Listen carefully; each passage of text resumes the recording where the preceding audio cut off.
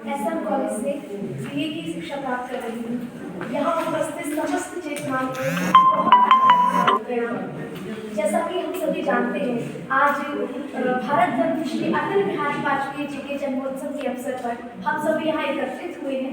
इसी के उपलक्ष्य में मैं भी अपनी बात रख रही हूँ ये कहकर कि बहुत से उपहार दिए हैं, बहुत से उपहार दिए हैं हमें प्रकृति ने, लेकिन एक उपहार है जो सब पर भारी है। ये अकेला देश है जिसके पास अटल बिहारी है। ये नहीं क्योंकि युग पुरुषों के बारे में कभी भूतकाल में बात नहीं करता, ये उनके अवतरण का अपमान है। अटल बिहारी है, हाँ, उस दिन नहीं रहेंगे जिस दिन दिवाकर पूरब से उगना और पश्चिम में अस्त होना नहीं छोड़ देता, लेकिन तब तक भारत के भूमि के कण कण में अटल बिहारी रहेंगे। वसुधैव कुटुंबकम का मंत्रोच्चार करने वाले अटल जी अपना परिचय कुछ इस प्रकार दिया करते थे।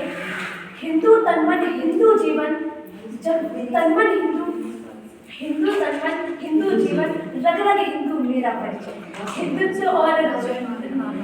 और भारतीयता के कोख से जन्म लेने वाले भारत रत्न श्री अटल बिहारी वाजपेयी जी ने अपने आदर्श में उन्हें चुना जिन पर यह देव पूजित धरा कभी अभिमान करते लेखक थे। अटल जी राम जी के उपासक भी थे और अनुगामी भी, लेकिन वे न केवल रामायण का पाठ करने में सीमित रहे, अब तो अवसर आने पर उन्होंने यह दिखा दिया कि अटल जी के मन में ही नहीं बल्कि आचरण में भी राम है। 1996 में अटल जी भारत के प्रधानमंत्री बने और जब सदन में बहुमत सिद्ध करने का समय आया तो उनके सामने दो विकल्प थे, या तो सूटकेसों के बल पर सरकार बना ले या सरकार गिरने दे और अपने भीतर का राम बचा ले। प्रधानमंत्री बनने के 13वें दिन अपने पद से त्यागपत्र देते हुए अटल बिहारी जी ने जो संसद में खड़े होकर कहा था वो आज से 1300 वर्ष बाद भी भारतीय लोकतंत्र के मस्तक को ऊंचा रखने के लिए पर्याप्त है। अटल बिहारी वाजपेयी जी ने कहा था कि मुझ पर आरोप लगाया गया है और उस आरोप ने मेरे हृदय को पूरी तरह घाव से कर दिया है, और वह आरोप ये है कि मुझे सत्ता का लोभ हो गया है। महोदय, मैं इस संसद में 40 वर्षों से हूँ, सत्ता में भी रहा, विपक्ष में भी रहा, लेकिन कभी भी सत्ता के मोह में आकर गलत कार्य करने के लिए तैयार नहीं हुआ। पार्टी तोड़कर, अनुचित गठबंधन बनाकर यदि सत्ता मेरे हाथ में आगे जाए तो भी मैं ऐसी सत्ता को चिमटे से छूना भी पसंद नहीं करूँगा। उस समय भी संसद में अपनी बात रखने से पहले अटल जी ने राम जी की सूक्ति दोहराई, मैं वीर तो मरण दास्मी केवलम दुष्टो यशः। मुझे मृत्यु से नहीं डर लगता, मैं मृत्यु से नहीं डरता, अपने से डरता हूँ, अपनी कीर्ति के कलम के धोने से डरता हूँ।